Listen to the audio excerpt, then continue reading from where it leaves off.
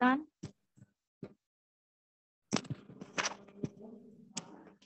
Selanjutnya tentang pengertian pastoral konseling.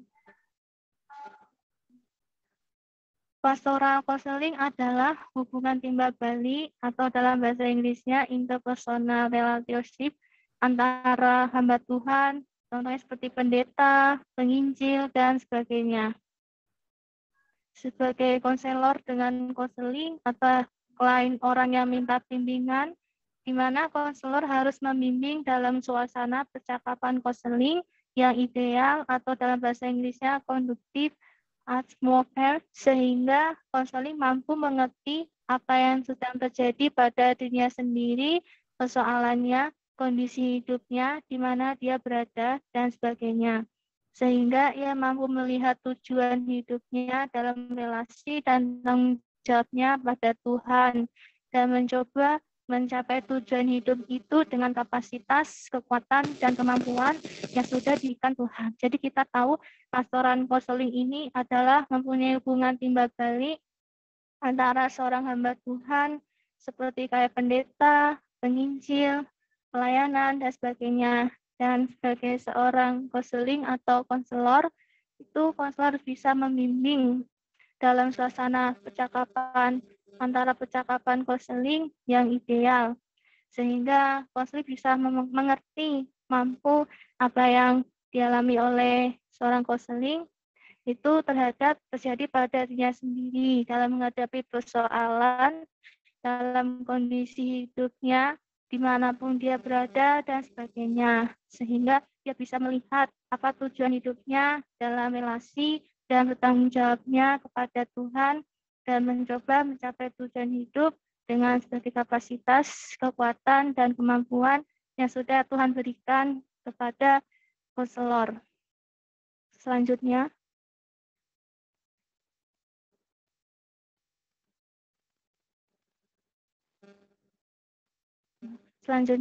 definisi tentang konseling anak remaja. Konseling anak merupakan proses pemberian bantuan pada anak yang ditujukan untuk membantu anak menyesuaikan diri dengan lingkungan di sekitarnya. Jadi tentang konseling anak itu merupakan pemberian bantuan khususnya kepada anak-anak yang ditujukan untuk membantu anak-anak menyesuaikan diri dalam menghadapi di lingkungan di sekitarnya. Pelayanan pemberian bantuan konseling yang dilakukan oleh konselor diharapkan akan memberikan dampak positif terhadap optimalisasi potensi anak. Jadi pelayanan yang diberikan bantuan kepada konseling yang dilakukan oleh konselor itu juga bisa diharapkan bisa memberikan dampak positif khususnya terhadap optimalisasi kondisi anak.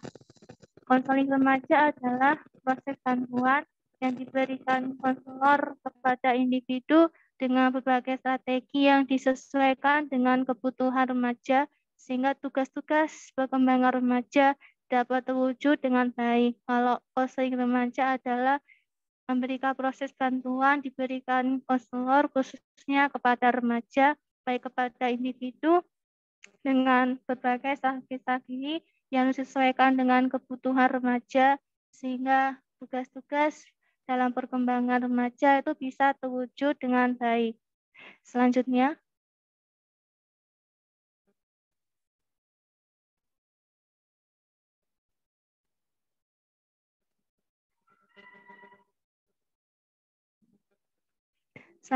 tentang pengertian remaja dan pergaulan bebas. Ada salah satu tokoh yang bernama Tandilitin menjelaskan tentang pengertian remaja.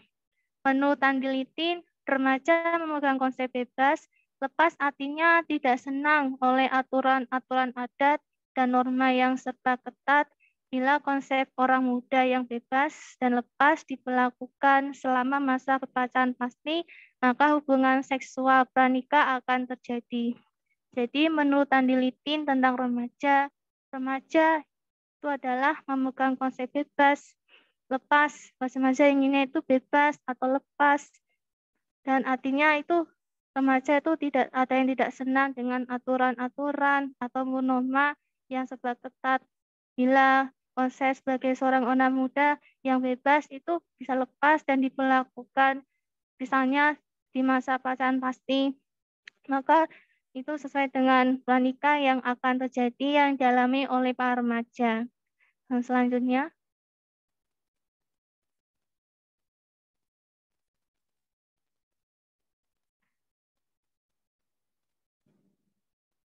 kalau selanjutnya ada salah tokoh lagi yang bernama Hulok.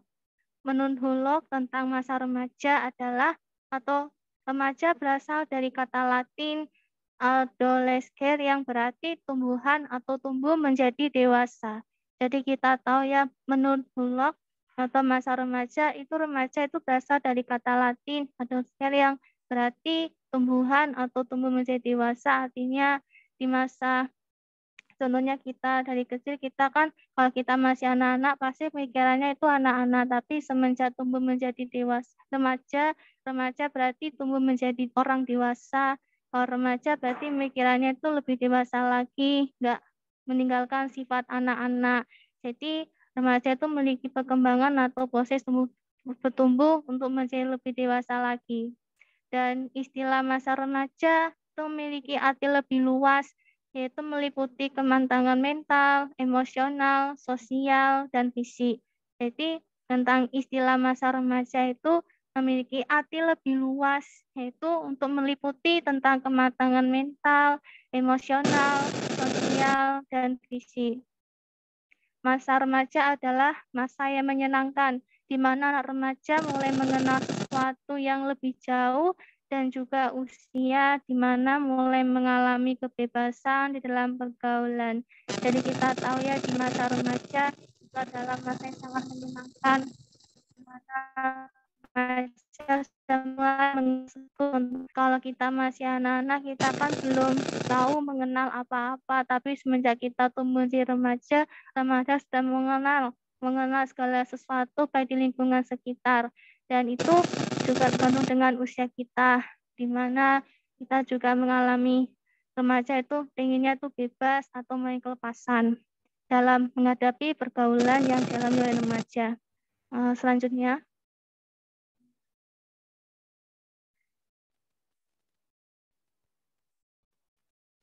tentang pergaulan bebas. Selanjutnya, pergaulan bebas dibagi menjadi dua, yaitu pengertian secara negatif dan pengertian secara positif.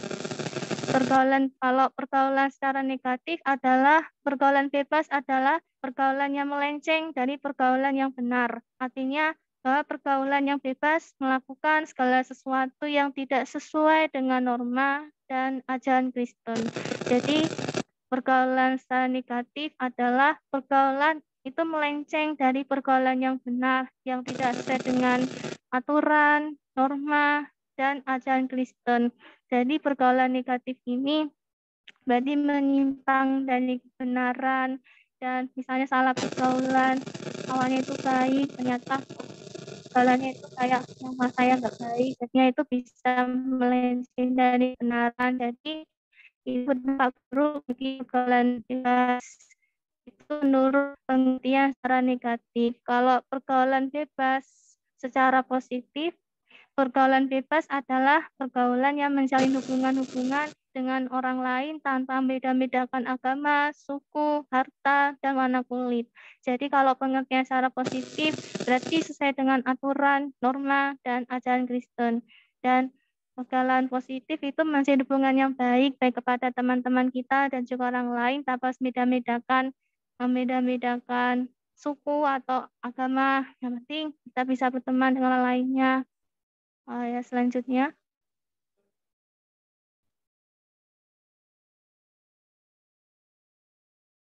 Jadi ada beberapa penyebab pergaulan bebas. Penyebab terjadinya pergaulan bebas adalah kurang pegangan hidup remaja dalam hal agama dan stabilitas emosi. Jadi ada beberapa penyebab terjadinya pergaulan bebas, dan pergaulan bebas ini penyebabnya adalah kurang pegangan hidup remaja dalam hal agama dan stabilitas yang menimbulkan rasa emosi. Yang pertama, mental yang tidak sehat. Mental tidak sehat Berarti saat kita bergaul, kalau misalnya itu teman kita itu nggak baik, itu juga berdampak akal yang tidak sehat. Yang kedua, melampiaskan rasa kecewa. Contohnya penyebab pergaulan bebas yaitu timbulnya rasa kecewa kepada teman-teman kita. Di awal teman kita itu baik, tapi ternyata teman kita kayak janji-janji, tapi teman kita udah mengingkari janji, padahal teman kita sudah pegang janji, udah menepati janjinya, tapi ternyata teman kita itu tidak memegang janjinya, kita timbulnya merasa rasa kecewa, dan itulah penyebab pergaulan bebas. Yang ketiga, media sosial. Ini sering terjadi yang dilakukan dalam media sosial, sering terjadi dalam berteman. Kita harus berhati-hati dalam menggunakan media sosial. Kadang-kadang berteman, jangan sembarangan untuk berteman dengan orang lain. Kalau kita berteman dengan orang lain, padahal belum kita kenal, tentu punya sifat yang baik. Hati-hatilah, itu bisa menimbulkan kayak hoax atau timbul kayak mempermalukan. Itulah dalam media sosial kita harus berhati-hati dan kita harus bijak menggunakan media sosial agar tidak menyebabkan pergaulan bebas. Yang keempat, teman dekat yang menimbulkan dampak pergaulan bebas berdampak buruk itu teman dekat kita sendiri. Pada teman dekat kita sendiri itu belum tentu orangnya itu baik. Yang penting berhati-hatilah dengan teman dekat kita. Yang kelima, kegagalan remaja menyerap norma akibat mengalami penyebab pergaulan bebas, yaitu akibat kegagalan menyerap norma. Jadi kegagalan itu menimbulkan menyerap norma dan juga sebagainya, itu bisa melanggar aturan, itu juga tidak sesuai dengan norma atau aturan. Yang keenam, rendahnya pendidikan keluarga. Jadi hubungan dengan keluarga kita itu berkurang karena akibat pergaulan bebas. Jadi kita lebih mementingkan teman kita dibandingkan keluarga kita, jadinya hubungan keluarga kita juga akan mulai berkurang. Yang ketujuh, kurangnya ekonomi keluarga. Jadi kurangnya dalam ekonomi keluarga kita akan berkurang. Jadi berhati-hati dalam mengalami pergaulan bebas. Inilah beberapa penyebab terjadinya pergaulan bebas. Selanjutnya, di sini ada beberapa akibat pergaulan bebas. Pergaulan remaja saat ini telah melewati ambang batas, bahkan pergaulan bebas remaja bukan hal yang baru bagi masyarakat. Dampak dari pergaulan bebas adalah dalam pergaulan bebas ini telah melewati berbagai ambang batas. Bahkan pergaulan bebas remaja bukan hal yang baru bagi masyarakat.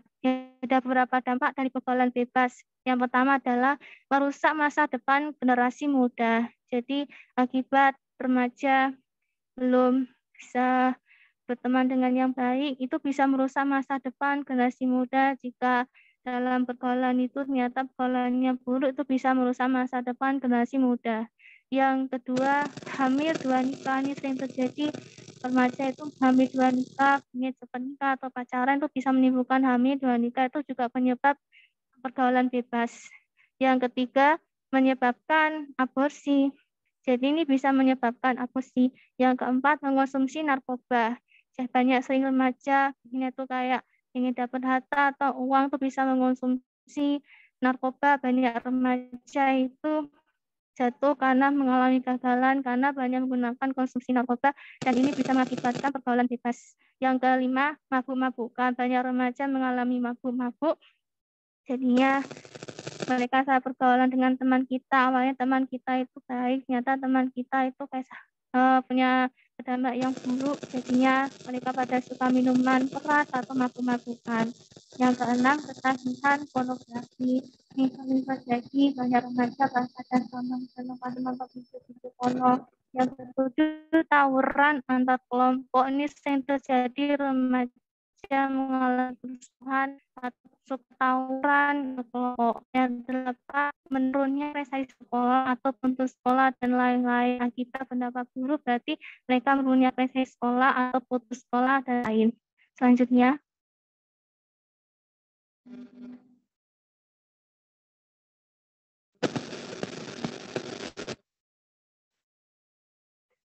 ini ada tahap-tahap dalam bimbingan pastoral remaja. Ini ada beberapa tahap-tahap dalam membimbing pastoran kepada remaja-remaja. Yang ke satu, keterlibatan dalam pembangunan hubungan. Keterlibatan pastoran terhadap anak remaja memiliki hubungan antara konselor dengan anak remaja, di mana saling menerima dan saling percaya. Jadi dalam keterlibatan pastoran yang pertama ini adalah menghadap anak remaja itu harus memiliki hubungan antara konselor dengan anak remaja, di mana saling menerima dan saling percaya. Tahap yang perlu dilakukan oleh konselor di sini adalah bisa menggunakan teknik doa dan teknik meditasi. Jadi tahap yang perlu dilakukan oleh konselor saat pembimbing kepada konseling anak remaja yaitu menggunakan teknik doa dan teknik meditasi. Jadi anak remaja punya hubungan dengan konselor untuk membantu mereka sampai pada hubungan pribadi dengan Tuhan. Dengan cara ini agar remaja lingkungan kembali dengan konselor untuk bisa membantu mereka lingkungan yang baik pada Tuhan. Yang kedua, mengenali kebutuhan remaja. Pada tahap ini, konselor mencari tahu apa keinginan-keinginan atau kebutuhan-kebutuhan dari anak remaja. Di sini konselor bisa memberi kesempatan bagi anak remaja untuk menjelaskan gambaran diri seorang anak. Jadi yang kedua ini berarti konselor harus bisa mencari tahu masalah apa yang dialami konseling remaja, baik keinginan atau kebutuhan dari anak remaja. Di sini konselor bisa memberi kesempatan bagi anak remaja untuk bisa menjelaskan gambaran diri seorang anak. Setelah itu, konselor bisa memberikan pertanyaan-pertanyaan tentang gambaran diri seorang anak remaja tersebut. Setelah tahu masa yang dialami oleh anak remaja, baru konselor bisa memberikan sebuah pertanyaan-pertanyaan gambaran diri pada remaja untuk bisa membantu dilakukan masalah. Yang ketiga, tahap dan tindakan. Pada tahap ini yang perlu dilakukan konselor adalah memberikan perbedaan gambar untuk anak remaja tentang perilaku melanggar atau menentang perilaku bertanggung jawab dan benar. Pada tahap yang ketiga ini yang perlu dilakukan oleh konselor adalah memberikan perbedaan gambaran diri untuk anak remaja tentang perilaku melanggar atau menentang dengan perilaku bertanggung jawab dan benar. Artinya konselor harus bisa memberikan sebuah pilihan kepada remaja saat mau konseling itu tentang perilaku melanggar, mereka melanggar atau menyimpang. Selanjutnya,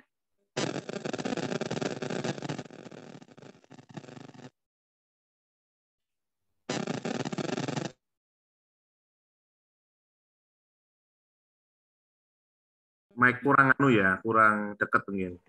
ya, ya tahap dalam bimbingan pastor remaja. Yang keempat, tahap evaluasi. Pada tahap ini, konselor memberikan kesempatan untuk anak remaja untuk memikirkan perilaku yang sedang dilakukan anak remaja, apakah perilaku yang sedang dilakukan saat ini membuat anak remaja. Jadi yang keempat, berarti memberikan evaluasi atau memberikan kesempatan untuk anak remaja bisa memikirkan perilaku yang sedang dilakukan anak remaja, apakah perilaku yang sedang dilakukan saat ini membuat anak remaja bahagia atau tidak. Yang kelima, tahap terminasi. Di sini, konselor memberikan kesempatan untuk remaja untuk membuat sebuah komitmen atau perencanaan yang akan dilakukan. Jadi, tahap kelima ini, di sini konselor bisa memberikan kesempatan untuk remaja untuk bisa membuat sebuah komitmen yang direncanakan untuk bisa dilakukan. Jadi, remaja belajar untuk bertanggung jawab atas komitmen yang telah dibuat. Jadi, anak remaja bisa belajar untuk bisa bertanggung jawab yang diberikan oleh konselor untuk komitmen yang sudah dibuat oleh konselor. Selanjutnya saya serahkan kepada Ivan.